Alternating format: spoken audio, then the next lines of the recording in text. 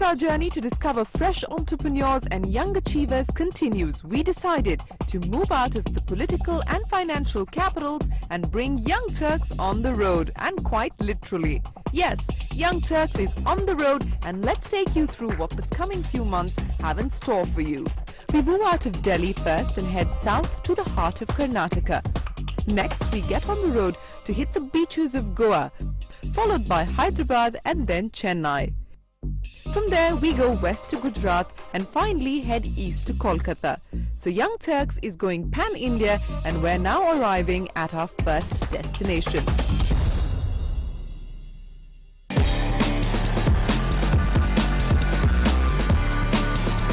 We're in the capital of Karnataka, known as the Garden City, the IT city, and a hub for many young entrepreneurs to turn their dreams into reality. So for the next 1 month, we decided to stay on here and make it the Young Turks city.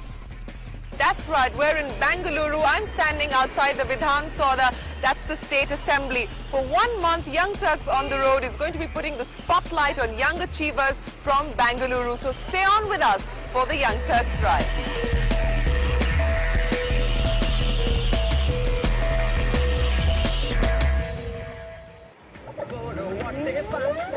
Driving through heavy traffic of Bangalore, something you just can't miss is the one name written on almost every new building you pass. So I decided to find out a little more about the man who's made this possible. Here's his story. It takes a small step to get into gear for a bigger dream. That's how 30-year-old Nitesh Shetty has lived his life. A star tennis player who gave it all up to follow his entrepreneurial drive. At 20, he started a billboard company aptly called Serve and Volley with just 12,000 rupees borrowed from his mother. Nitesh made the company a market leader, and today Serve and Volley is one of the largest outdoor advertising companies in India. Not satisfied with billboards, Nitesh set out to do bigger things, and quite literally so. That dream became his reality with the birth of the Nitesh Group, which is now undoubtedly among Bangalore's top real estate companies. As its young managing director, Nitesh knows for a fact that daring to dream big is not just about grit and gumption, but also about spotting the right opportunity.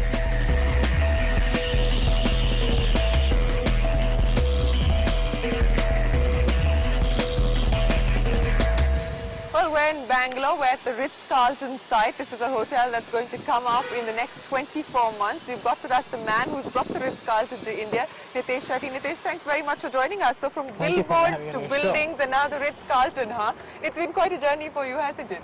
Absolutely. I mean, from where we started with a small billboard to come to here, God's been kind. It actually happened to bump into real estate by chance, because the landowners who I was actually putting up billboards with happened to own some prime pieces of land.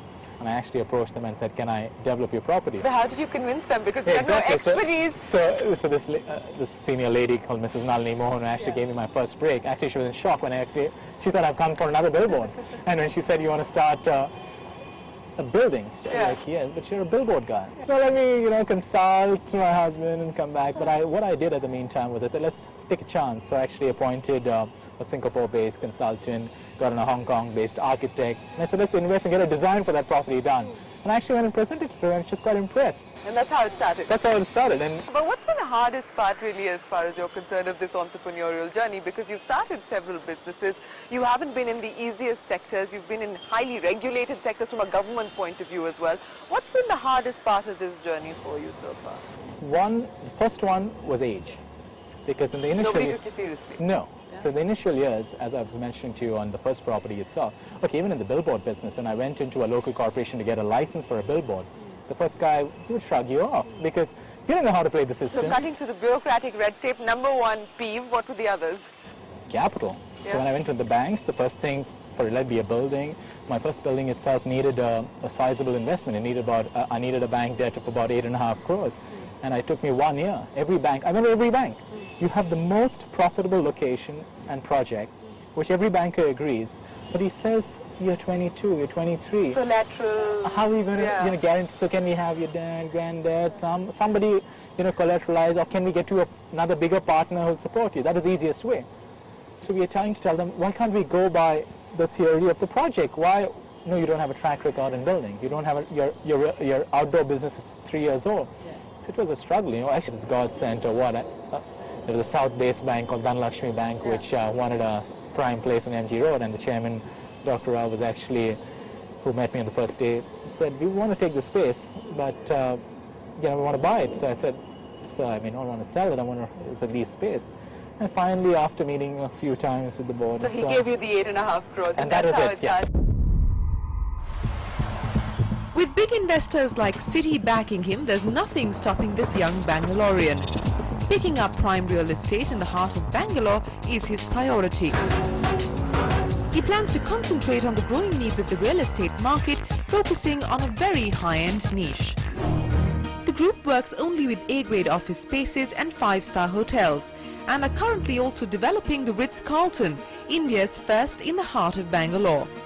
A 250-room top-end hotel with an investment of over 500 crore rupees. That's not all. The group has already moved into 7 new cities and is looking at going public very soon. Definitely an IPO is definitely on our minds, but what's holding you back? Appropriate timing and our size. I mean, it's the real estate business has been 5 years right now from the time it's been started. But we are now playing, I mean, we're quite happy with the private equity partners who have actually come with us on board, and we are actually expanding now, as you know, into almost 6 to 7 new cities right now. We have already moved into most of the verticals of office buildings, A-grade office buildings, hotels, shopping malls, and residences. 5 years. Let's talk about this one. This is the site for the Ritz-Carlton. Now 260 rooms going to be coming up in the next 24 months. A marquee name, really. And how did it work out for you? I mean, this was a big bid in Bangalore. It's, as you know, this is like central business district, heart of Bangalore city, and we don't have... Ritz-Carlton is as big as it gets. Absolutely. So we said, when we want to put a hotel, we didn't want to do the management ourselves. We said we want to create a property where we'll use our strengths of putting up a world-class building, a world-class hotel. But the management part of it, let's get a global operator who is #1 in his area of operation. And between the Ritz-Carlton and another partner, which we actually leaned more towards the Ritz-Carlton because I like the Ritz-Carlton. It's top-notch. You can't go wrong with it, and the brand itself brings. And it's the first time in India, so we said Bangalore is ready for a sophisticated hotel today. Yeah, but now half a dozen group companies really, infrastructure, Servan Valley of course continues, real estate, construction. Are you looking at diversifying any further, or is this going to be the core going forward? On a long-term goal, I've always believed in backward integration. So now construction and infrastructure turns out to be a natural fit for me in terms of backward integration.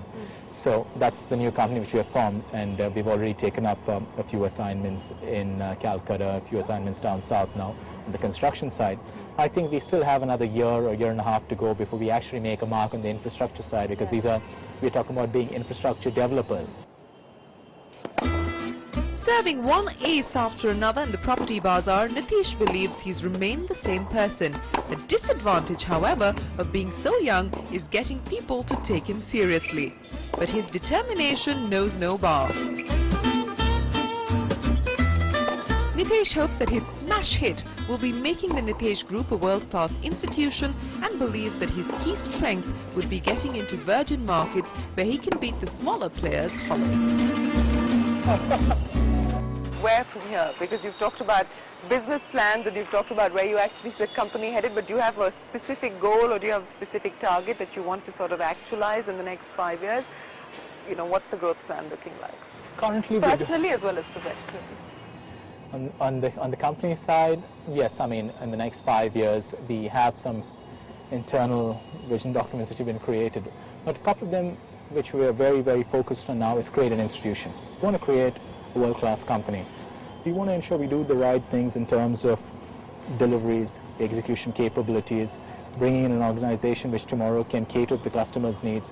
Once that is, their fundamentals are laid down well for the long term, I think then you can, irrespective of how things turn out to be, I mean, even the good times and bad, you'll be someone ahead of competition. And I think to combat competition today, we have to first build an institution which will be a long-term player. So it's looking good for you. So far, so good. So far, so good. Thank you very much, Nitesh, for joining us, and we wish you the very best of luck with everything that you're doing. Thank you very much for being on Young Turks on the Road. Pleasure having you on the show. Thank you very much. See you around. Bye. Take care. Let's head into a break and drive on further to meet another young Turk. Stay tuned to Young Turks on the Road.